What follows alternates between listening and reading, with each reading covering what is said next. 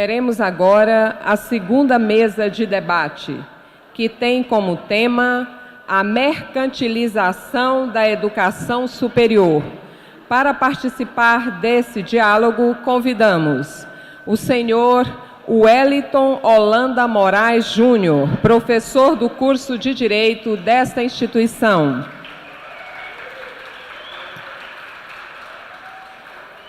O senhor professor Santiago Abel, da Argentina.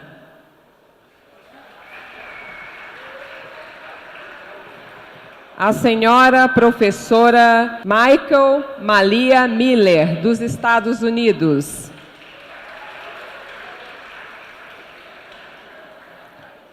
A senhora professora Luciana Ávila Zanotelli, FAG-IESC. Passo a palavra ao mediador deste debate, professor Wellington. Boa tarde a todo mundo. Quero agradecer a possibilidade de participar dessa mesa, uma mesa extremamente prestigiada, né, com pessoas de outros países que vão trazer coisas interessantes para a gente. Eu quero começar chamando a atenção de vocês. Quero que vocês se conectem aqui. Quero ver se eu consigo me fazer comunicar. Queria primeiro agradecer muito a presença dos alunos do Colégio Militar. Eu, pessoalmente, tenho uma admiração muito grande pelo trabalho de vocês e por tanto que vocês podem contribuir por Araguaína. Acho lindo o que é feito lá, gosto demais dos alunos, sou fã de vocês. Pessoal, o tema dessa mesa é a mercantilização do ensino superior. Assim, é um termo bonito, acadêmico, forte, né? A gente poderia discursar coisas interessantes, falar de grandes teóricos, falar do marxismo, neoliberalismo e uma série de outras coisas. Só que eu quero transformar isso numa coisa um pouco mais simples. E vou contar, claro, com a colaboração de quem vai palestrar, para a gente falar um pouco sobre o ensino superior. Todo mundo aqui frequentou a escola? Eu imagino que sim, né? Todos tivemos a oportunidade de frequentar a escola, de conhecer professor, de ser educado. Nós temos aqui alunos da graduação. Então, certamente, nós temos alunos aqui cujos pais sonharam o ensino superior. A gente tem aqui a participação da capitã Eva Palmeira, que se formou numa academia militar, tem uma formação superior, e também como essa formação é importante para a vida dela, para a sociedade e para todos nós. Nós temos alunos do ensino médio que certamente estão almejando o ensino superior. A gente poderia falar aqui do ensino básico, da educação fundamental, que é tão importante quanto o ensino superior, do ensino médio. Podemos falar sobre educação com qualidade. Só que a temática é a mercantilização do ensino superior. O que é mercantilização? A gente está falando de mercado, de mercadoria, de dinheiro, de pagar. Vocês estudaram em escolas públicas ou escolas particulares? Eu estudei a minha vida inteira em escola pública, no ensino superior. Eu não tinha condições financeiras, e achava que não tinha condições de competir para ir para a Universidade Federal em Brasília, eu era da UNB. Então eu achei que eu tinha que passar num concurso e depois para o ensino superior fazer direito numa faculdade particular. Quando eu era criança, eu sonhava em estudar numa escola particular, porque eu achava que era o máximo, embora a educação pública em Brasília, na época, era tão boa ou melhor. Fiz prova para o Colégio Militar de Brasília, porque as melhores escolas públicas do país são escolas militares. Principalmente aquelas do Exército, que tem uma tradição muito forte nos colégios militares. E quando eu era criança, muitos de vocês não vão saber disso, eu assisti um programa do Silvio Santos chamado A Porta da Esperança. E as pessoas iam lá, faziam pedidos, e as empresas poderiam dar aquilo que as pessoas pediam. E eu falava para minha mãe, mãe, manda uma carta para o Silvio Santos, para a Porta da Esperança, para eu poder ganhar uma bolsa para estudar numa escola particular, porque eu achava um sonho isso. Eu queria fugir das greves, na verdade. Aliás, eu estudei 3 meses numa escola particular, porque a greve foi tão forte naquela época, que eu falei, mãe, coloca porque se a greve for muito forte, eu não quero perder o ano. Por que essa história toda? Porque a gente está falando em educação e a gente está falando sobre mercantilização de uma coisa que é um direito fundamental. Vocês são o que vocês são hoje pela educação que vocês tiveram, pelos pais, pelos professores, pela televisão, não sei de onde vocês buscaram influências para ser o que vocês são hoje. Nós temos professores mestres, temos professores doutores. Os alunos que estão na graduação aqui, querem fazer pós-graduação? Vocês vão fazer numa pública ou numa particular? Qual é o custo de uma pós-graduação? Qual é o custo de um mestrado, de um doutorado? Qual o investimento que vocês vão ter que despender? Financeiro. A nossa discussão está em torno disso, da importância da educação para a vida de vocês, para a dignidade de vocês, para a nossa dignidade, como estratégia de um país melhor, de uma sociedade melhor, e como o dinheiro e a lógica do mercado está relacionada com isso. Porque eu precisei de dinheiro para ir para a faculdade particular e invisto no meu filho, no máximo das minhas forças, para que ele possa competir eventualmente com a faculdade pública, que também tem suas mazelas sérias, por uma série de precarização que envolve a lógica do mercado. Hoje as escolas particulares conseguem ser melhores do que as públicas, o que antigamente não era bem assim. Então vocês estão entendendo o que é mercantilização e a discussão que envolve isso? A gente vai ter que pagar, ou quanto vai ter que pagar, ou quem vai ter que pagar, porque há um custo, obviamente, para que as pessoas possam ter acesso àquilo que há de mais significativo, que é a educação. Então esse é mais ou menos o panorama, a abertura, talvez como mediador tenha me estendido demais, e agora vocês vão poder contar, infelizmente num tempo muito curto, com a experiência das pessoas, para elas dizerem como que é o ensino superior nos Estados Unidos, na Argentina, aqui no Brasil. Vocês que estão no ensino superior, vocês que vão para o ensino superior, vocês que vão almejar pós-graduação, mestrado, doutorado, qual é o papel do Estado? Qual é o papel da sociedade? Será que a lógica do mercado ela tem que estar interferindo na nossa dignidade e liberdade, na possibilidade de se educar? Então, prestem bem atenção, porque a gente vai fazer agora um passeio internacional para pegar um pouquinho da experiência das pessoas que também fizeram educação, fizeram escola, fizeram ensino superior e podem trazer isso um pouquinho para vocês. Então, vamos pensar nessa dinâmica, porque o mercado ele está muito atento para a força que tem a questão da educação enquanto mercadoria. Então, vou passar aqui a palavra para os nossos professores, para passar para a professora Michael Malha Miller. Vou pedir para que vocês se apresentem rapidamente. A gente vai ter que observar um pouquinho do tempo, que a gente está começando atrasado. Mas vale a pena a gente poder pensar em ensino superior e como é que está essa questão hoje pensada em termos de mercantilização. Então, está aqui. Olá, boa tarde a todos. Tudo bem? Primeiro, eu vou dar só um resumo da estrutura do sistema de ensino superior nos Estados Unidos, porque é bem diferente do sistema aqui no Brasil. É bem mais diverso e mais descentralizado. Então, a gente tem universidades públicas e particulares, mas os dois são pagos. Não existe uma opção de universidade sem pagar. Também, no nosso sistema, tem faculdades comunitárias, ou community colleges, que geralmente são mais baratos e têm cursos de 2 anos, e até em alguns estados são livres para fazer a inscrição nessas instituições. Mas eu vou falar um pouco mais sobre as diferenças entre as universidades públicas e privadas. As universidades públicas geralmente são financiadas pelos governos estaduais.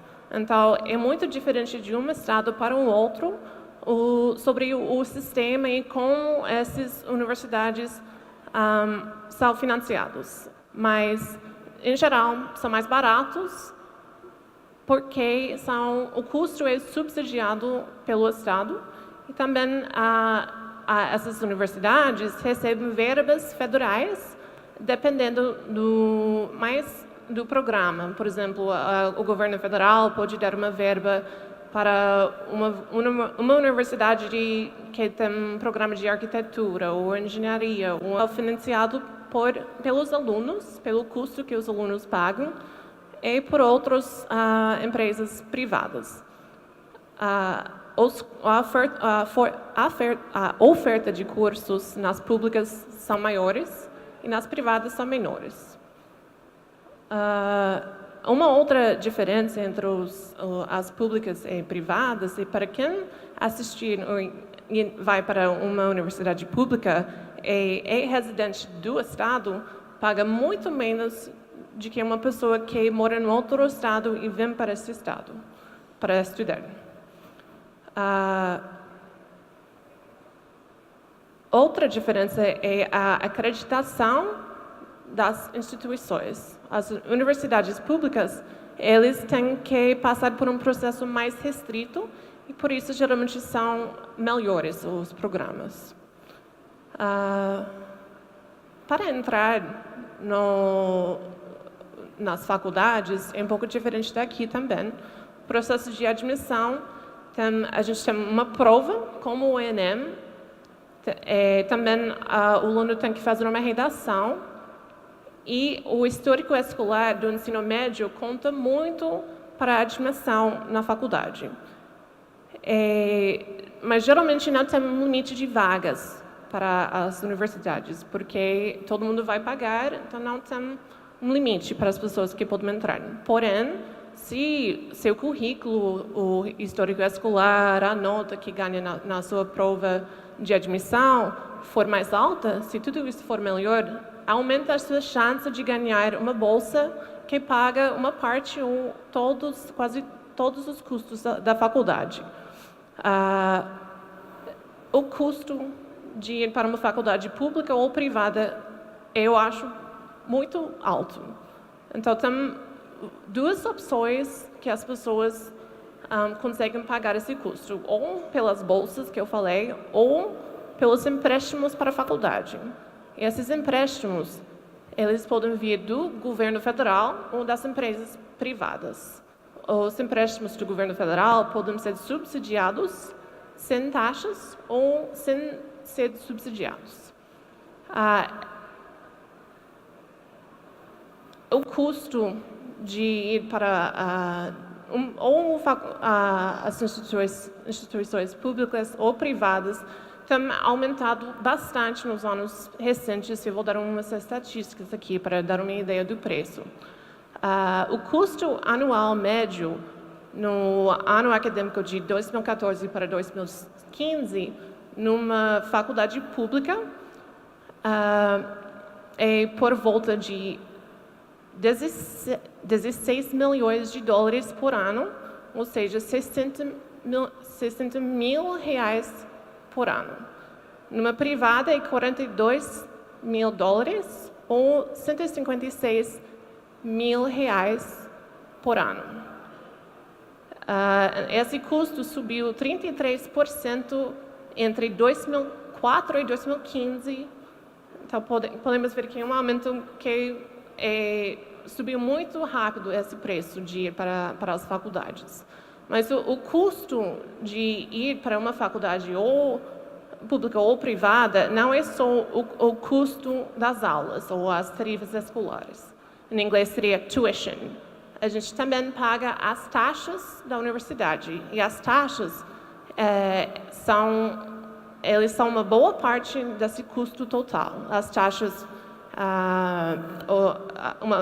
uma faculdade pública, por exemplo, pode cobrar um aluno para a tecnologia, computadores, impressão, biblioteca, os programas atléticos, os prédios, instalações, tudo isso é um preço significante nesse custo, e o valor dessas taxas extras, aumentou 95% desde 2000. Então, o preço total de ir para uma faculdade pública ou privada está aumentando.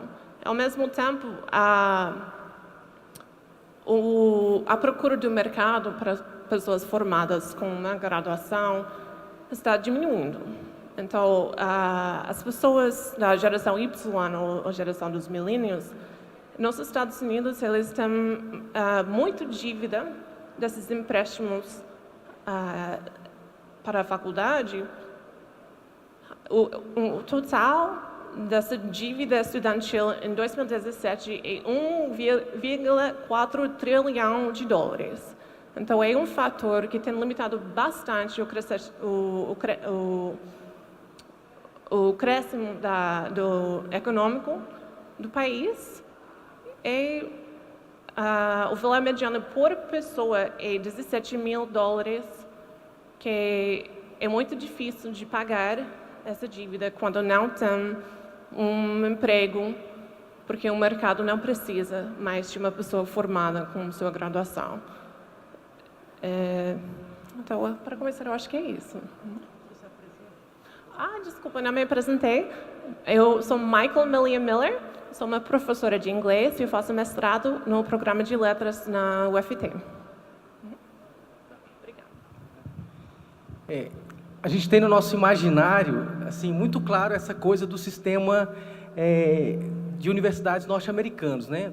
Nós consumimos muito a cultura norte-americana e a gente vê lá o pessoal buscando admissão em Harvard, em MIT, Yale e tudo mais. A gente fica observando essa questão. E, para vocês verem, né? É um país altamente liberal, onde o mercado funciona de maneira bastante forte. E eles hoje já estão discutindo essa questão do hiperendividamento dos alunos, né? Tem aquela coisa da cultura que a gente vê nos filmes, de o pai juntar o dinheiro a vida inteira para que o filho possa entrar no nível superior, para que ele possa ser alguém na vida.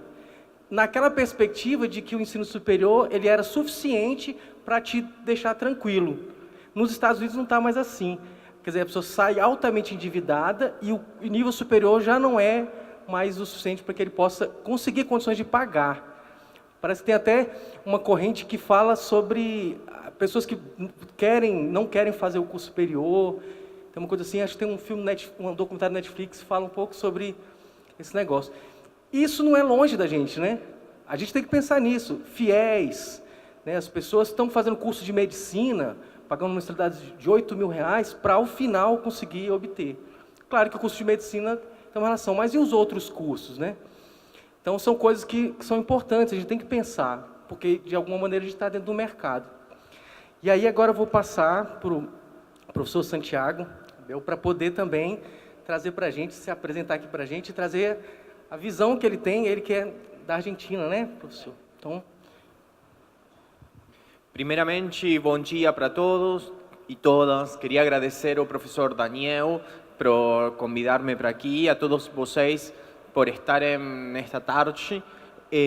Eu vou tentar falar o melhor que eu possa o português. Qualquer coisa, alguém pode fazer como Santiago, você está falando espanhol, e aí eu posso procurar uma palavra mais do português mesmo. Bem, eu venho da Argentina, eu fiz quase toda a minha graduação lá, sou formado, fiz ensino fundamental, ensino médio, e a universidade lá, a Universidade Nacional de La Plata, a segunda mais importante do país, fica na cidade de La Plata, 60 quilômetros ao sul de Buenos Aires. Eu pesquiso educação, porém não pesquiso mercantilização. Comecei a pensar nisso para esta palestra. Pensei nessa nota, essa nota de 50 pesos que ainda circula. Esse cara que está lá é nome muito importante do século XIX da Argentina, Domingo Faustino Sarmiento.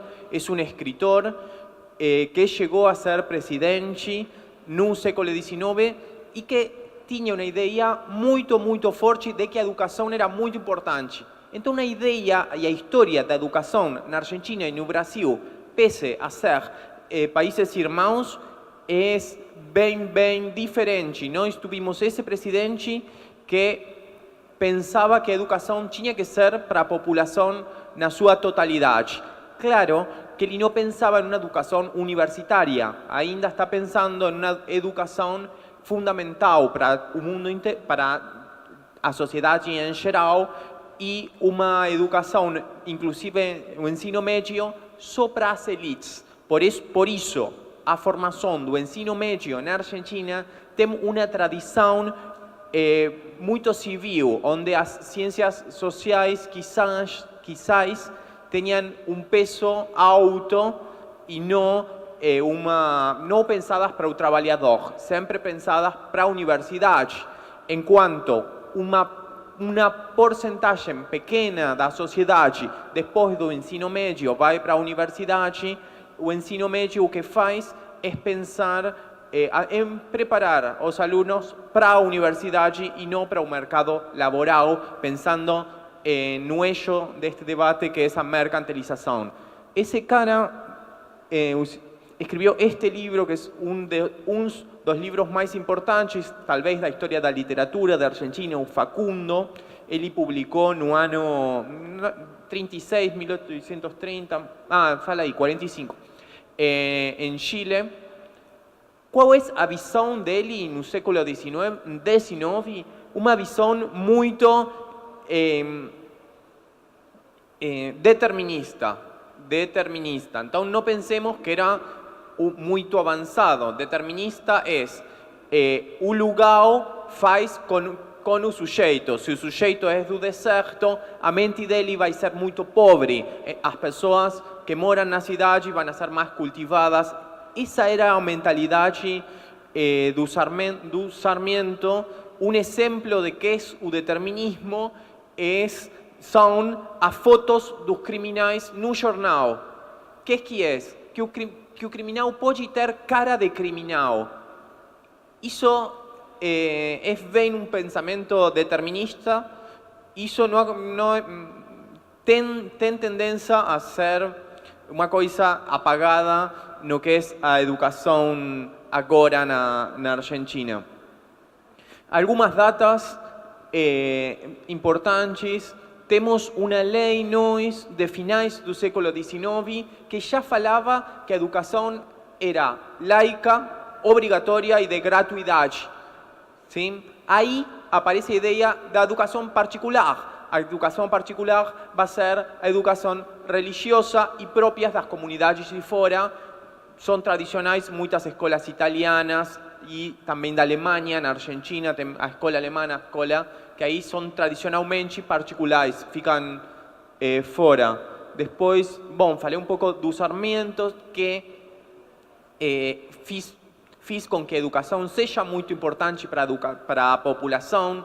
Temos também uma ideia de que as ideias ruins de educação são todas novas.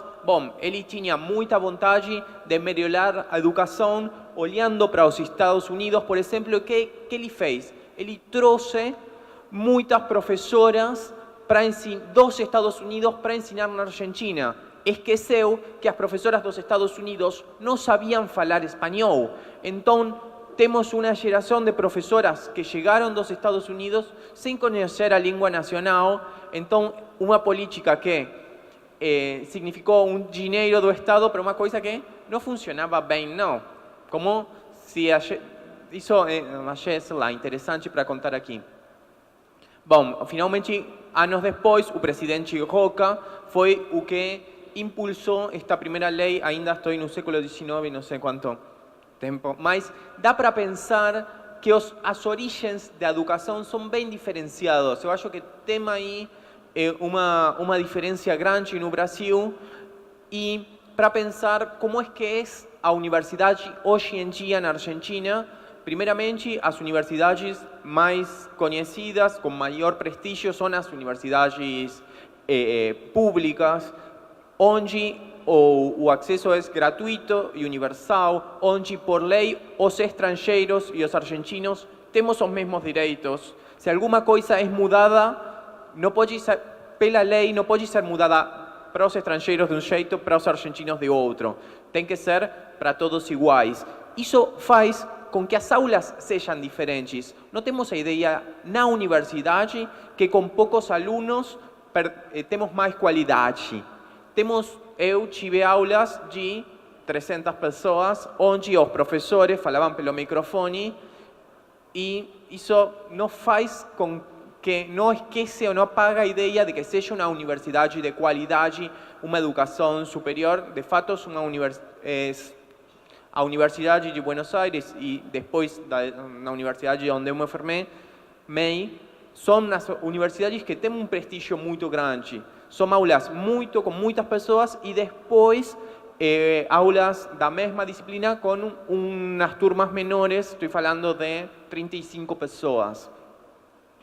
Isso é mais ou menos como são as universidades na atualidade. Pensei dois eixos. Primeiro, como é o diálogo entre a educação como direito e a educação como um produto. Como o jeito de pensar a educação como produto muitas vezes faz com que nós esqueçamos que tem que ser um direito. Isso, dentro mesmo da universidade pública, muda de acordo com as diferentes disciplinas. Tem disciplinas mais focalizadas diretamente para o mercado laboral, onde os alunos mesmos falam que a educação deles é um serviço estatal, do Estado.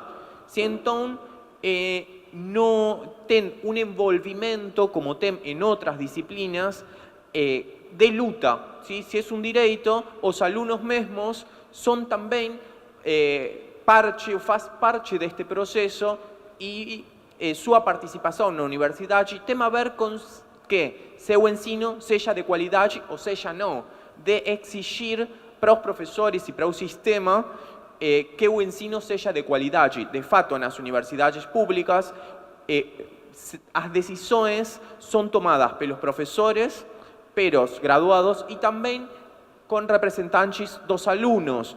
Então, o governo universitário é formado por professores e por alunos, que faz com que, mexem com as decisões desde o programa, as disciplinas que a gente tem, quais são os conteúdos. ¿Sí? É um terreno de luta, de discussão, mas onde os alunos também têm voz.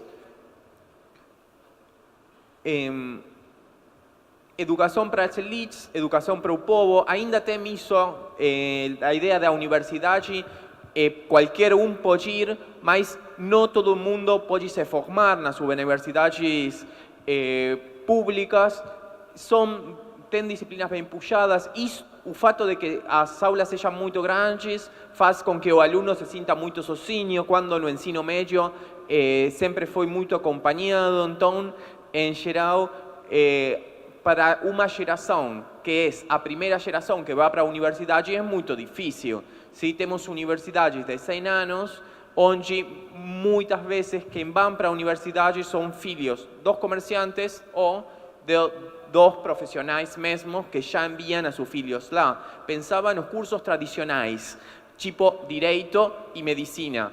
Quem vai para lá e tem garantia de ter sucesso são os filhos dos médicos e os filhos dos advogados. As pessoas que não são filhos de médicos e vão para a faculdade de medicina não têm garantia de sucesso. Então, inclusive, quando falamos de fazer o doutorado, o jeito de fazer o doutorado é paternalista. Você precisa ter um diretor e esse diretor é o pessoal que apresenta você. Para o mestrado não, você só vai e paga. Aí está na mercantilização. A partir dos anos 90, o que o governo conseguiu mercantilizar foi o ensino, a pós-graduação. A pós-graduação, inclusive nas universidades públicas, é paga. Sim. E o problema que eu acho quando pensamos na mercantilização tem a ver com a mercantilização do conhecimento, além dos mecanismos de privatização. O problema da universidade é ensinar rápido conteúdos para o mercado de trabalho. E a universidade é um espaço de geração de conhecimento.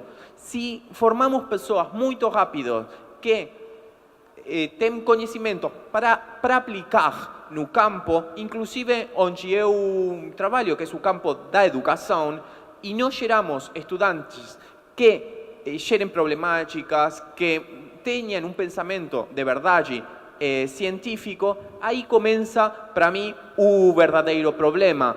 Ou quando o que está mercantilizado é o conhecimento. Isso acontece, inclusive aqui em Latinoamérica, os parâmetros de medição do conhecimento são parâmetros europeus, porque a gente se tem que vender. Quando é, inclusive, na carreira de pesquisador, o jeito de pesquisar é individual, é muito competitivo, e tudo que a gente não tinha no grau começa a ter na pós-graduação. Sim, é uma carreira muito individual, que para mim não tem nada a ver a pesquisa com uma coisa individual. A pesquisa, o âmbito da pesquisa tem que ser grupal. Isso fica um pouco fora da carreira do pesquisador. E aí começa, de uma forma muito, muito forte na Argentina, o processo de mercantilização da pesquisa, que aí é uma pesquisa, um conhecimento mercantilizado, é um conhecimento de verdade? ¿Sí? Ou estamos voltando ao conhecimento fordista de conteúdos em uma caixinha de eu pego um jeito de pensar da Academia da Europa para aplicar em uma comunidade como a nossa, que não tem nada a ver, são outras características, é só uma outra comunidade.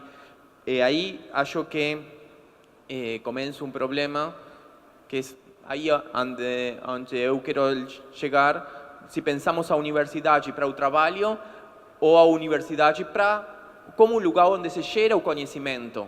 Sim, sempre pensando na sociedade, não? O conhecimento como a sociedade. E trouxe uns dados para vocês que acho que podem ser interessantes, pensando em brasileiros estudando na Argentina, que é um debate que agora se está tendo, agora que chegou a direita ao poder, esse debate de se está bem que o governo argentino pague aos estudantes estrangeiros. Eu acho um absurdo. A matrícula de estudantes estrangeiros não é muito significativa, não? Alguma coisa assim como o 3%, não enxergo daqui mais.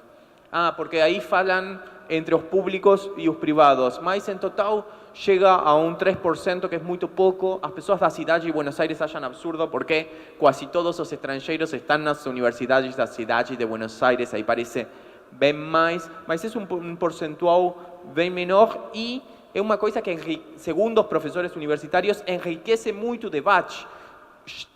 Acabou? Então, acho aí uma coisa bem interessante receber estudantes lá. O percentual de estudantes de fora na pós-graduação cresce demais, de 3% a 30%. Bom, qualquer dúvida que vocês tiverem, depois na parte das perguntas, porque são muitos sejos para discutir, mas agradeço a escuta. Muito obrigado. Bem, o professor Santiago ele trouxe uma série de questões interessantes. Vocês já pensaram o que vão fazer depois da graduação? Vocês estão pensando qual curso querem fazer? Assim, o professor Santiago traz essa discussão sobre a universidade como geração de conhecimento, a relação trabalho, mercado, saber, universidade. Olha, é óbvio que o estudo, o conhecimento, além de formação humana, ela tem uma preocupação econômica. É claro que a gente vai pensar em mercado de trabalho. A gente, inclusive, se depara nesse dilema muito grande. Eu vou fazer a minha paixão ou vou fazer algo que me dá um acesso ao mercado de trabalho mais interessante? E, às vezes, a gente vai para a paixão, e a paixão é que nos abre as portas para o mercado, e, às vezes, aquela profissão que daria um acesso a uma série de coisas não é aquilo que vai nos realizar e nem vai nos tornar profissionais muito bons. E aí, essa discussão, né? É óbvio que a gente tem que cobrar, certas vezes, pelo conhecimento, pela educação, mas essa relação é uma relação meramente de consumo. Quer dizer, é a relação humana, é a relação de solidariedade e outros valores envolvidos. Então, isso é muito importante, né? Essa coisa do educação como um direito, educação como produto. Olha, nós somos frutos da nossa educação. Tudo que a gente tem enquanto sociedade, enquanto cultura, é baseado em educação. Esse prédio está estruturado em anos de cultura, de conhecimento, é matemática, é física, é engenharia. Então, a gente tem que pensar de modo muito sério da forma como a gente vai pensar a educação em termos de mercantilização por conta disso tudo. E eu vou usar aqui, o professor Santiago já se prontificou a responder as perguntas, mas se você já pensou em fazer uma pós-graduação na Argentina, tem vários argentinos, a Universidade de Buenos Aires está entre as melhores da América Latina, né, junto com o Unicamp, USP, tem vários professores de direito que estão tentando fazer doutorado, no Paraguai, em La Sierra, o pessoal está fazendo medicina. Então, a gente tem que abrir um pouco a mente para essas perspectivas e possibilidades, além de outras pessoas que têm vindo estudar nas nossas universidades federais. Então, esse é um campo que está aberto para todos nós. E, claro, a reflexão sobre a mercantilização, ela passa porque a questão econômica ela acaba sendo inerente. Vou passar agora para a professora Luciana. Peço que ela se apresente para todos, para ela poder também contribuir sobre essa questão da educação superior. Educação é importante demais para a gente, o ensino superior também é importante. Bom, obrigada, boa tarde a todos e todas.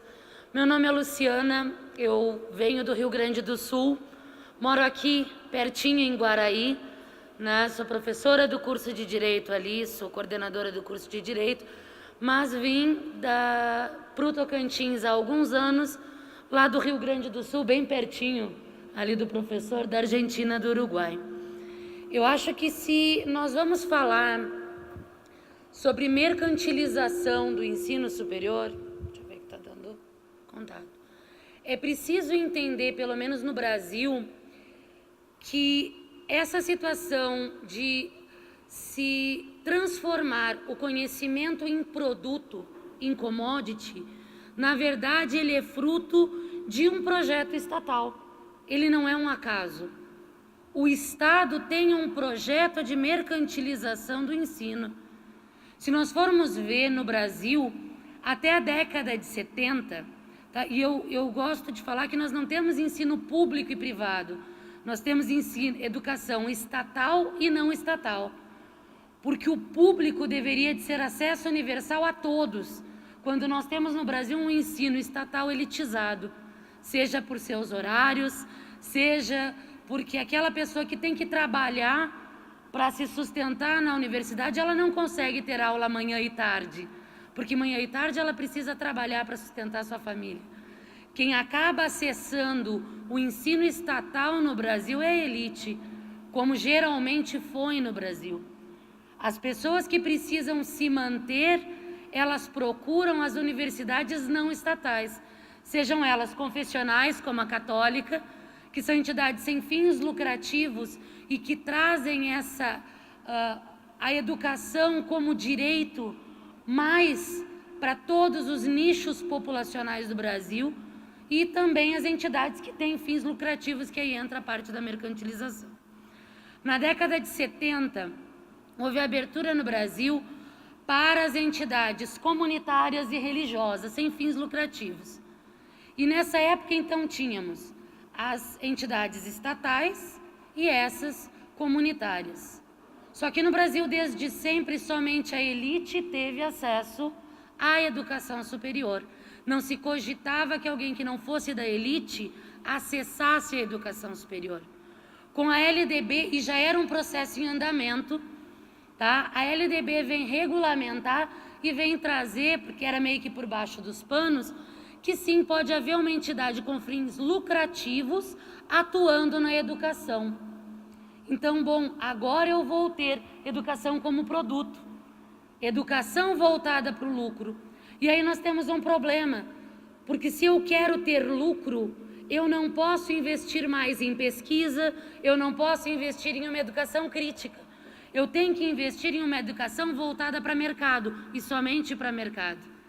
Porque o conhecimento, a discussão, isso que traz, que o professor Santiago trouxe para nós, que a academia ela é importante em gerar conhecimento, em discussão e em saber, isso não serve para os mercados que querem alguém treinado, meramente treinado para o trabalho. Me assusta, esses tempos um aluno veio me perguntar, professora, dando aula de Direito Constitucional, é isso que cai na OAB, falando sobre cidadania e seus diversos aspectos. E eu olhei assim, Não, a OAB pega de uma certa forma, mas não vai ser tão amplo. Ah, não, mas a gente quer saber de OAB de mercado de trabalho. Sim, mas nós não estamos aqui para treiná-los, adestrá-los para o mercado de trabalho. Nós estamos aqui para formar pensadores e pessoas críticas no direito. E isso é papel da academia. E quando nós pegamos uma situação de mercantilização, onde nós temos grandes grupos, como a Croton Educacional, que é a maior empresa de educação mundial, que é sediada no Brasil, que só não cresce mais na educação superior, foi impedida pelo CAD, porque ela estava engolindo todas as outras pequenas para se tornar, para a gente ter uma oligarquia educacional. Nós temos sérios problemas em qualidade da educação, em qualidade na crítica, na construção crítica e na construção de cidadãos que podem transformar a sociedade através da sua atuação, principalmente no campo da educação, no campo jurídico. É perigosa a mercantilização quando nós vemos que, em verdade, quando a gente fala nessa questão de elite acessando a educação estatal, nós temos dados que dizem que um aluno de uma entidade não estatal, ele custa 3 vezes menos que um aluno de uma entidade estatal. E pegando o gancho que a professora colocou, Estados Unidos, Europa, a educação ela é privada ou estatal, mas paga. E quem não pode acessa por meio de bolsas, né, essa igualdade no acesso ao ensino. Aqui nós temos no Brasil uma educação que a estatal é dada para a elite que pode pagar, mas não paga, e nós pagamos os impostos que mantêm eles nessa universidade e ainda pagamos a universidade não estatal, porque nós precisamos dessa formação.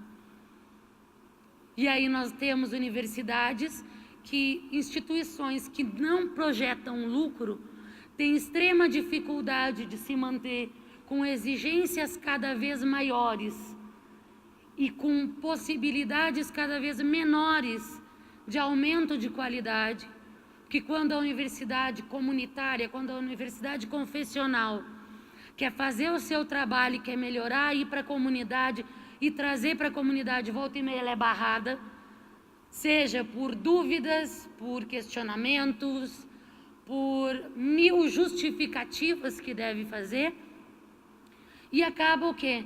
Que a maioria dos alunos hoje no Brasil estão em universidades, faculdades, que visam o lucro, e esses sim que são negócios, e não adianta dizer que negócio é por caridade, não. Uma coisa é ser uma instituição confessional, uma instituição comunitária. Essa visa o bem-estar dessa comunidade e traz um implemento de cidadania. Agora, uma instituição que visa lucro, ela quer ter dividendos, ela quer ter lucro. E nisso a gente tem uma baixa de qualidade de ensino extremamente grande. Por fim, para não me alongar demais, eu peguei também questão quando se falou dos empréstimos estudantis, né? E eu me lembrei das mudanças que a gente teve no FIES aqui no Brasil, né? Antes o FIES dava um lapso de tempo, uma carência, para que o aluno saísse do curso superior, pudesse se colocar no mercado, para aí então começar a pagar esse financiamento estudantil. O nosso modelo hoje, ele é que assim que o aluno acabou a faculdade, ele já começa a pagar. Ou seja, não há esse respiro, não há sequer possibilidade de colocação. E fechando de vez agora, é impossível falar de mercantilização sem globalização, tá? É um projeto não só nacional, como mundial, tá? E a gente pode pegar como exemplo agora o leilão que nós tivemos da UBRA, Norte e Centro-Oeste, né, o CEUP aqui em Palmas, próximo a nós, junto com todas as outras unidades, que não as do Rio Grande do Sul, que foram blindadas pelo Sindicato dos Professores do Rio Grande do Sul, a realidade foi essa, tá? Foram vendidas, e foram vendidas para um grupo chinês. Ou seja, o ensino, ele está como? Ele é um negócio, e é um negócio para gerar lucros. E é tão interessante que se vende fora para interferir. E, ao mesmo tempo, é perigoso, porque, afinal, quem formará os nossos estudantes? Quem trará para os nossos estudantes capacidade de se posicionar contra ou a favor do mercado, contra ou a favor de posições? Será nós aqui, com capacidade crítica, ou o mercado definindo políticas, definindo a educação e trazendo pessoas adestradas para que elas funcionem propriamente daquela forma que o mercado deseja, daquela forma que para ele serve, ou seja, como massa de regulação de salários e de mão de obra. Seria isso. Obrigada. Professora Luciana, muitíssimo obrigado. A professora também traz questões super importantes, super atuais. E aí eu quero deixar algumas coisas para vocês poderem refletir. A professora falou sobre a Croton, que foi barrada de adquirir, salvo engano, a Anhanguera. Para vocês que não sabem, hoje investir em educação é extremamente lucrativo no Brasil e os mercados internacionais estão muito de olho nisso. Graças a Deus a população brasileira quer estudar, quer se aprimorar. A minha mãe, ela só teve até a 7ª série. Agora, depois que eu me formei em Direito, ela entrou na faculdade e se formou também. Mas quando eu era pequeno, a minha mãe falava para mim: meu filho, você vai ter ensino médio e um curso de datilografia. E eu fiz o curso de datilografia, era um excelente datilógrafo. Para quem não conhece, pesquisa no Google o que é máquina datilográfica. E fiz meu ensino médio, mas eu jamais cogitei a ideia de fazer ensino superior. E eu não sou tão velho assim. Quer dizer, minha falta de visão era muito grande. Mestrado, então, nossa senhora, hoje é uma realidade muito grande, as pessoas... Meu filho, ele sabe que vai até o doutorado. Ele não sabe nem o que é isso, mas eu também não sabia o que era ensino médio e fui, então ele vai. Então, vejam bem, essa questão do dinheiro, do custo disso, a professora falou muito bem. Quem serão os nossos formadores? É um grupo chinês, né? Quem serão esses formadores? Sob qual perspectiva? Eu fazendo uma disciplina no mestrado sobre educação, eu aprendi uma coisa. A educação, ela sempre pensa o que tipo de homem eu quero formar. Então, que tipo de pessoa eu quero formar? Sempre tem essa questão na educação, na pedagogia. Então, quais os valores? O que eu quero colocar? Então, se isso for deixado nas mãos do mercado, que tipo de homem eles vão querer formar? Que tipo de qualidade de educação vai querer se prestar? E isso é muito sério, isso é muito central nas vidas da gente, né? Então, essa lógica é muito terrível. E, de fato, quando a professora fala da ideia da mercantilização do ensino como projeto estatal, comecem a observar como uma série de grupos econômicos tem pautado uma série de políticas públicas, ou desconstruído uma série de políticas públicas, para precarizar a educação pública, principalmente, que é um crime, a educação básica, porque isso tem interesses econômicos envolvidos. Tem interesses econômicos envolvidos, claramente, e isso é impactante. Então, eu vou passar agora para a professora de novo, Michael, para ela fazer alguns comentários, né, para a gente poder acrescentar mais um pouco, né, nessa discussão. Obrigada. Aqui o professor pediu para eu falar um pouquinho sobre as diferenças entre os programas de pós-graduação aqui no Brasil e nos Estados Unidos, como eu estou fazendo mestrado lá na UFT. Vou dizer que, primeiro, eu acho que os requisitos para terminar um programa de pós-graduação na Federal são mais altos, tem mais expectativas.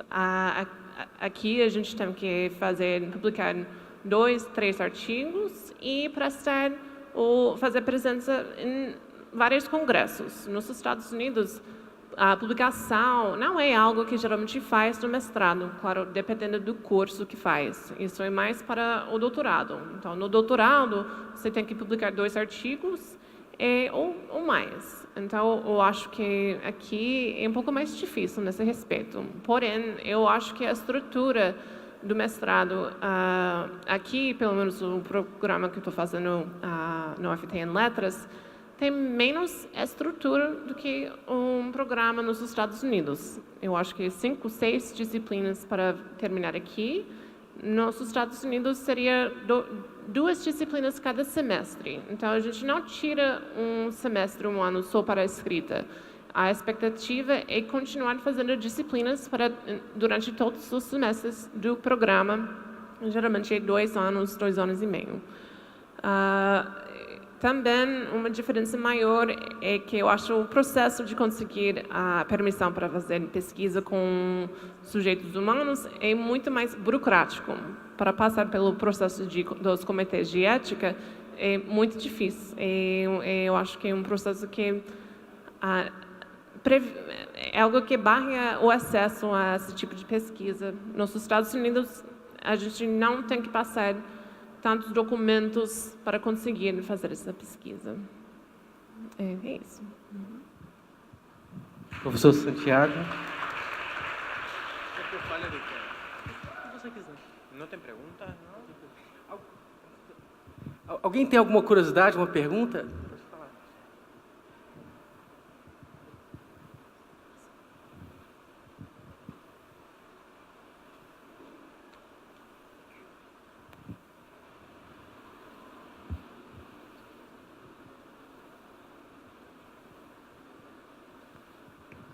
Bom, eu sou Valéria Medeiros, professora da UFT, aqui do campus de Araguaína, e a coordenadora ali do Observatório de Leitura do Soldadinho de Chumbo, né, que vocês estão vendo, e co-orientadora da Maico.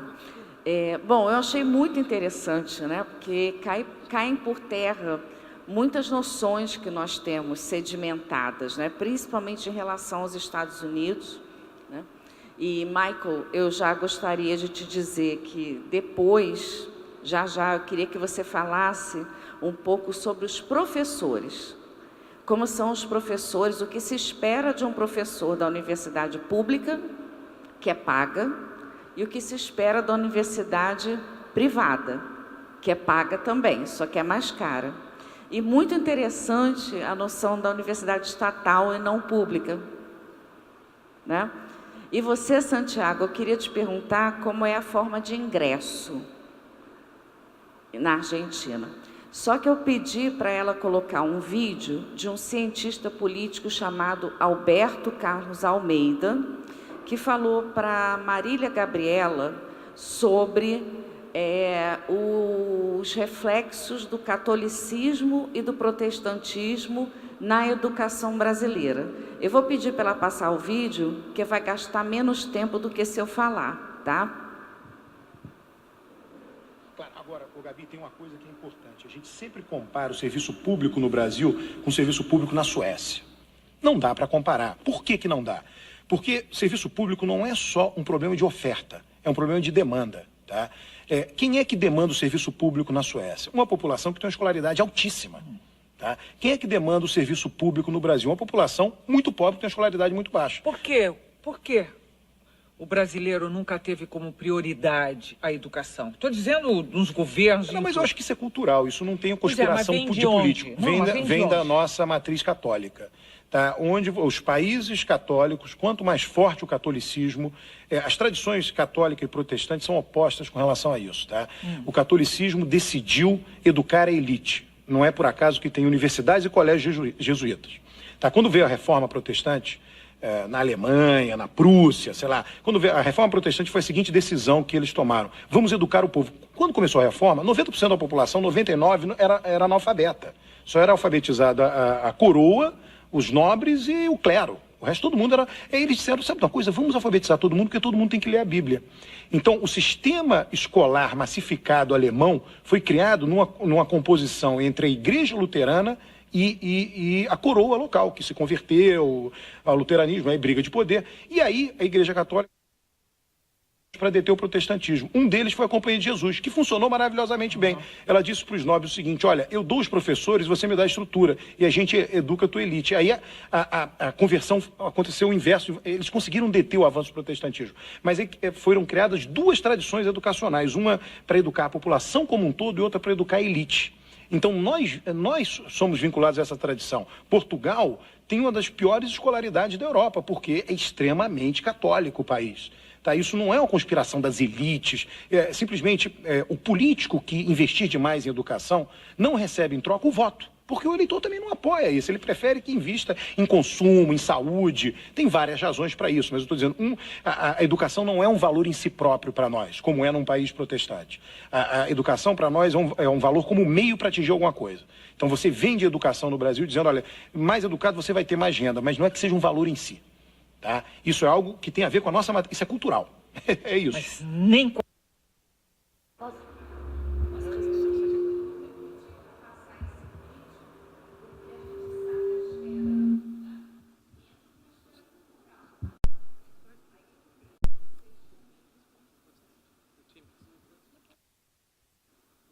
Bom, agradeço aí a pergunta. O ingresso é bem simples. Em geral, pelo menos na universidade que eu me formei, que é a Universidade Nacional de La Plata, as inscrições abrem nos primeiros dias do mês de novembro até a primeira semana de dezembro. Você pode escolher só um curso, não pode fazer inscrição em dois, e tem que levar, se você estiver no último ano do ensino médio, você tem que levar uma certificação de que está no último ano do ensino médio e tem até agosto do ano seguinte para apresentar o ensino médio finalizado. Se você ainda tem disciplinas do ensino médio para agosto e você não tem mais certificação, você perde o primeiro ano. E se não, se você já é formado, já tem, sei lá, não está fazendo o ensino médio porque o ensino médio já acabou, é só levar uma certificação do ensino médio concluído e está dentro de um curso de graduação. Há 10 anos atrás se vem implementando cursos de ingresso. O que é? Antes dos 10 anos você chegava à universidade e fazia as disciplinas sem nenhum tipo de preparação nem introdução. Agora, em geral, nos meses de fevereiro, você tem obrigatoriamente que fazer esse curso onde explicam como é a vida universitária. Pensemos em uma universidade pouco receptiva, onde 10.000 pessoas chegam cada dia, é um edifício público mesmo, onde chegam muitas pessoas, você tem um sistema de inscrição, tem um sistema para a biblioteca, como achar a aula, cada disciplina tem em aulas diferentes. Eu fazia graduação em um edifício aqui, 8 pisos e 3 subsuelos. Então você tinha que subir essas escadas e milhares de pessoas descendo. É um âmbito bem pouco receptivo, porém o ingresso é muito fácil. Para a graduação, para pós, se falamos do mestrado, é só pagar. Sim, como se fosse bem pensado como um produto. O mestrado é ir fazer inscrição, você escolhe o mestrado que você quiser. Inclusive, na minha universidade tem mestrados pensados para brasileiros, um mestrado em educação que se faz um mês em janeiro e um mês em julho, e praticamente tem só alunos brasileiros. A universidade pensa nisso. E o doutorado de difícil acesso. Para fazer inscrição, você tem que conhecer a uma pessoa que possa ser seu diretor ou diretora, que aqui a gente tem, vocês têm a figura de orientador. Os diretores podem ter um número bem menor, acho que 3 ou 4 pessoas, então é bem difícil achar alguém, você precisa trabalhar muito de graça.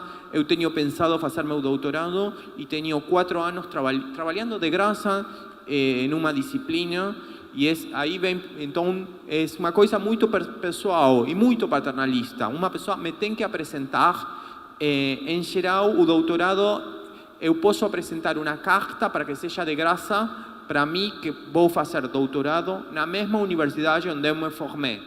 Senão, eu preciso pagar. Porém, todas as pessoas que fazem doutorado, a grande maioria, tem bolsas. As bolsas do CONICET, que seria tipo a bolsa da CAPES, que é muito competitivo. Muito competitivo. A competitividade de verdade começa na pós-graduação, onde vocês têm que ter um promédio muito alto, têm que ter muitas publicações, têm que ter capítulos publicados nos livros, se é possível, tem que ter um livro inteiro. Então, é aí bem difícil. O difícil mesmo é do ingresso, essa pós-graduação.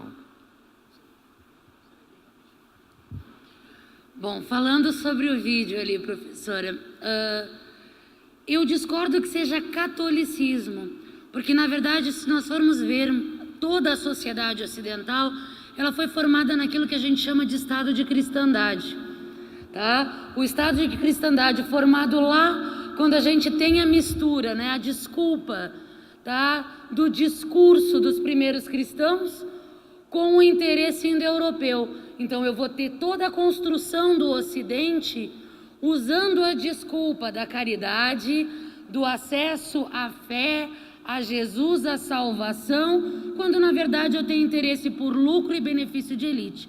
Isso vai dar toda origem até ao que a gente tem na Inquisição, né? Na Europa, toda a exploração de trabalho, exploração de escravos, todo o Ocidente foi fundado em cima do estado de cristandade.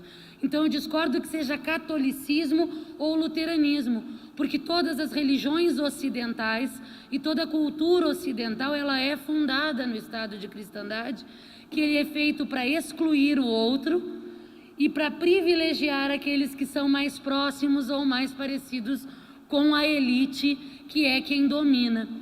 Então, eu discordo quando ele fala só catolicismo e luteranismo. O nosso projeto, ele é elitista, sim, porque todo o Ocidente foi criado, foi fundado para excluir quem é pobre. Quem é pobre é feito para trabalhar para quem é da elite. Quem é da elite tem o acesso. O acesso ao conhecimento na Idade Média era feito por quem? Quem era do clero, que era da elite, né? Então, todo o nosso Estado é fundado nisso, e a educação é fundada nisso. Então, a própria mercantilização, ela vem disso. A globalização, onde uns se beneficiam do trabalho do outro, vem disso.